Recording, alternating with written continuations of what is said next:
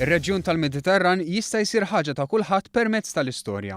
Din hija l-proposta li ppreżenta l-professur Mustafa Ħassani permezz tat-teżi tiegħu. Ħassani qajjem dan il-punt waqt konferenza bit-tema Dialogu fil-Mediterran nisploraw l-identità, organizzata mill-Fondazzjoni Valletta 2018. Il-professur Ħassani irrimarka li l-għan tal-istudju li jagħmel mhuwiex li tinħoloq kultura mediterranja ġdida, iżda li tkun malma il-kultura mediterranja.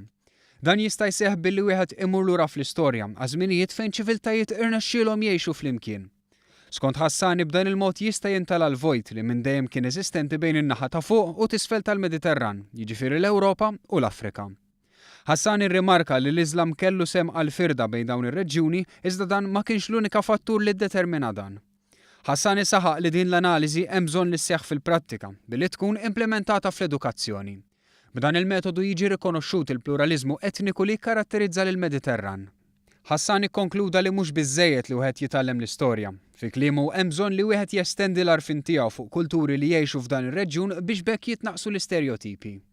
Il-Ministru għall-Edukazzjoni Evarist Bartolos qal li fi żmien ta' instabbiltà li qed jesperjenza l-Mediterran dan hu l-mument ideali li wieħed jiddiskuti bliema mod jista' jkun hemm armonija fost il-kulturi fir-reġjun.